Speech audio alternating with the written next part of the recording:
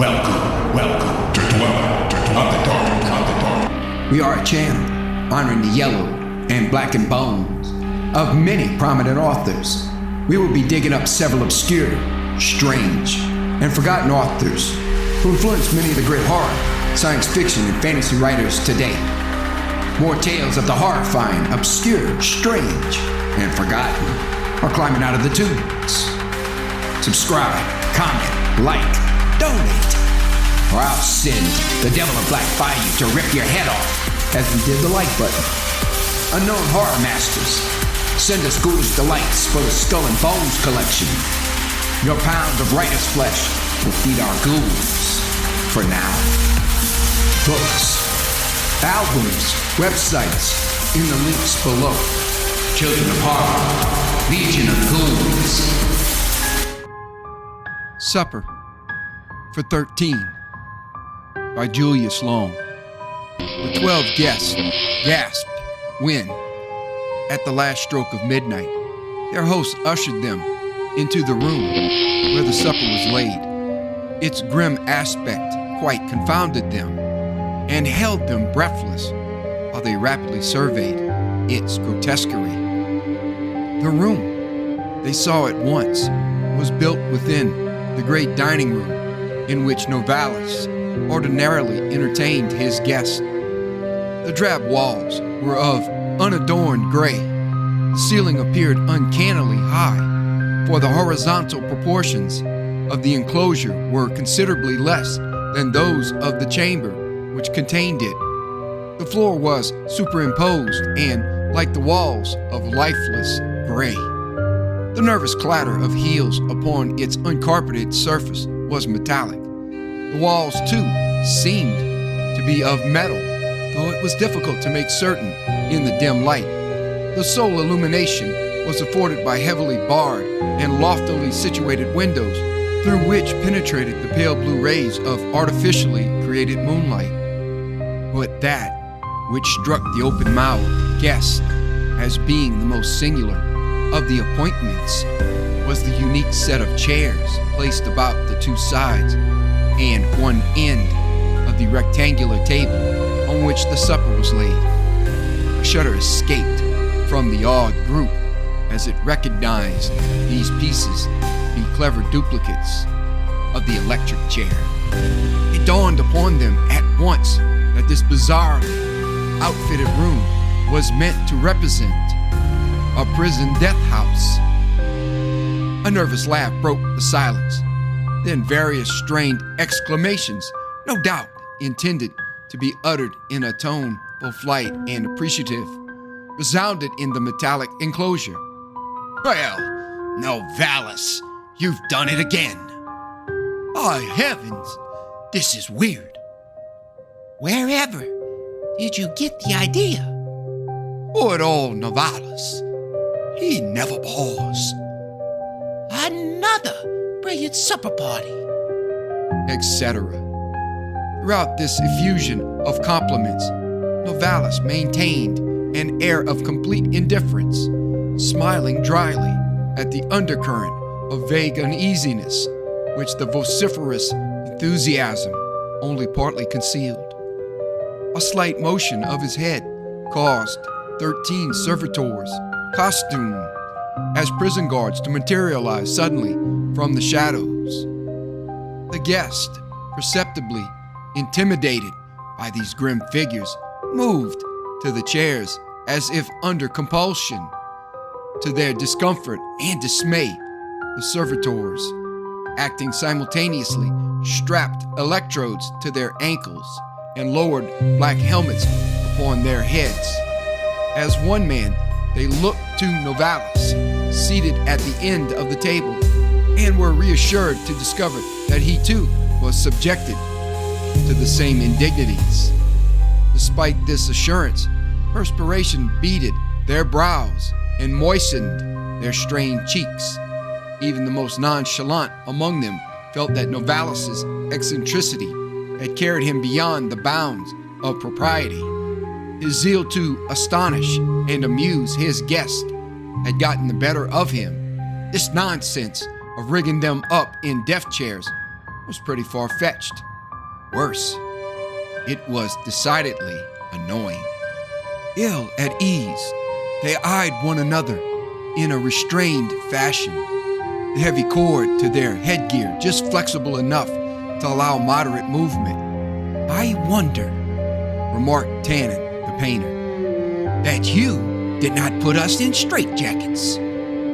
The other guest, their pent-up excitation momentarily loosed, burst into exaggerated laughter. With mingled emotions, they saw the servitors retire and heard the steel-paneled doors close after them, the key grate in the lock. "Are we locked in then?" asked Morrison, the music critic, in a tone that fell short of levity. Novalis nodded carelessly. His guest, resigned to his eccentricity, sought to distract themselves in the supper laid upon the deal table before them. This was quite easy to do, for the food was indeed seductive. Exquisite viands, rare and odd game, delicacies from all over the world were prepared for them. A fairly inexhaustible supply of wine, of priceless vintages, Roussillon, Tenidos, Oporto, soon dissipated their coldness and brought them gay assurance. Even the most timid became voluble. Anecdotes were freely related, and it is not surprising that their subjects were gruesome and weird. Each guest had his tale of murder or death, his story of ghost or of sorcery. At first, the tone was light and frivolous, each raconteur endeavoring to impress his listeners with the fact of his own disbelief. D. Severus, the author, a professional liar, affected from habit to be more sincere. He related the story of a famous bibliophile who all his life waged a war upon the censorship and expurgation of literature. After his death, his widow nightly visited his tomb and read to him from his favorite books, expurgating, however, such passages as offended her mid-Victorian taste. By almost imperceptible stages, the mood became more serious and the contents of the yarns more factual. Tales which the guest had heretofore not dared to recount were now freely told. The story related by Bartram, the physician, was typical. "Some years ago, I had as patient a very wealthy man who was unhappily married to a woman much younger than himself. I suspected that she would be overjoyed if I failed to save his life. My patient, too, voiced my feeling. Every day that I live, he once confided to me, my death becomes 24 hours less timely. I prescribed for the unhappy man an arsenical drug, which was to be administered at very definite intervals. At first, it brought about an improved condition. Then, to my surprise, the patient died. It was not until his widow had rushed the body to the crematory that it dawned upon me that she might have poisoned him by lessening the intervals between the doses. The more I brooded over the matter, the more I became certain that my suspicions were well founded. Of course, it was too late for an autopsy. Some months later, the widow became stricken by the same disease which had threatened the life of her husband. I was called, and I prescribed again the arsenical drug. These capsules must not be taken oftener than once every hour, I warned both her and the nurse. To decrease the interval, even by a very few minutes, would prove fatal. The stricken woman shrilly laughed. "Oh, my dear departed husband will guard over me," she exclaimed enigmatically. This remark puzzled me, and I privately questioned the nurse as to its meaning. She explained that the widow had placed her late husband's ashes in a specially constructed hourglass. It tickled her perverted sense of humor to watch these ashes filter through the glass. Her assertion that her husband would guard over her implied that she intended that the doses of the arsenical drug were to be spaced by this appalling toy. If I had had any doubt as to the woman's guilt in the mysterious death of her husband, it was dissipated by this singular information. Early the following morning, I was summoned by the almost hysterical nurse. I arrived upon the scene to find the patient dead. The tearful girl explained that she had faithfully given the drug as prescribed and had spaced the doses with the hourglass as her patient had requested. She discovered to her dismay that the ashes had passed through the glass so rapidly that she had given 15 doses within a space of 10 hours. By this time, her patient was dying, and shortly thereafter she succumbed.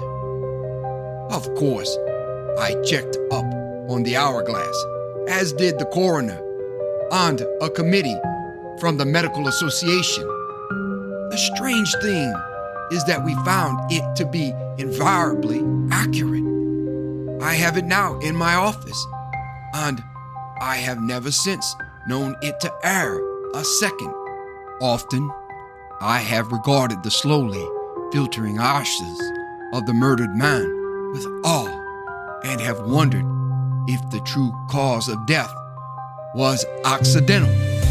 Every day, I am inclined more and more to the belief that the death of the murderess was the vengeance wreaked by her victim, and that his ashes, by the unwonted rapidity with which they passed through the hourglass, caused her to die the death which he had died at her hands.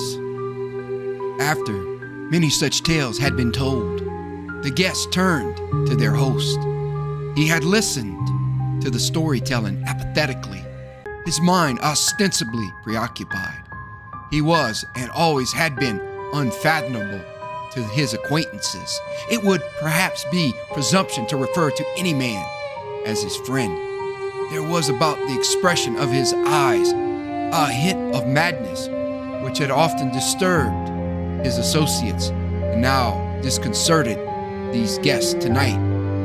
One had always the impression, no matter how dense the crowd of which he formed a part, that he was alone. His thoughts appeared to be many thousands of miles removed. Those who had been introduced into his house felt that they had been invited to afford amusement. They were lured only by the knowledge that his invitations bespoke an evening of rare and original entertainment.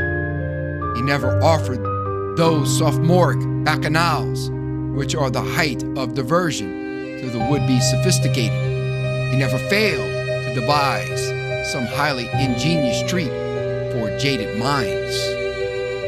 "Why don't you contribute to our lore?" asked Arbuthnot, the lawyer.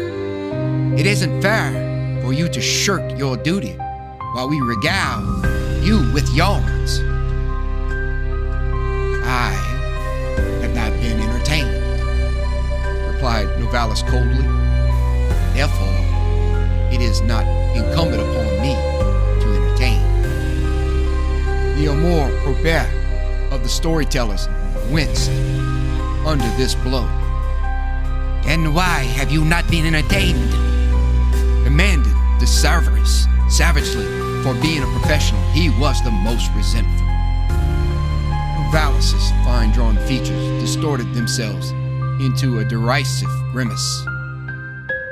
"Your Murderers and murderesses invariably act on some sordid and tawdry motivation. They always murder for gain. They are unconscionable materialists with neither imagination nor ideals. They study the technique of murder only to prostitute it to base ends. They do not murder for murder's sake, but for the sake of some material advancement. Murder for murder's sake is seldom, if ever, accounted. It was a long time before artists had the courage to cultivate art for art's sake. The time is remote when the murderer may apply himself with equal disinterestedness to his art. Tell us, then, of a murderer who murdered for murder's sake, suggested Ingalls, the sculptor. I shall do more, said Novalis simply. Tonight, I shall offer for your delectation the actual enactment of such a crime. Oh, laughed the guests, some of their nervousness, however, returning upon them. Bring on your murderer and produce his victims. Novalis smiled without mirth and eyed his guest severely. His face, like their own, was rendered ghastly by the artificial moonlight. His manner was so apathetic and uninterested that it was hard to believe he was sincere. I am the murderer, he said lazily, and you are my victims. For a fraction of a second, there was a burst of laughter. Then it abruptly subsided, and those who had been so amused eyed Novalis sternly. Just what do you mean? demanded Arbuthnot. Novalis silently reached forward and lifted from the table a huge silver cover, which the guest had supposed to conceal a neglected roast. They looked stupidly at the two copper switches which were revealed. These were both open, and without ado, Novalis seized the handle of one and closed it.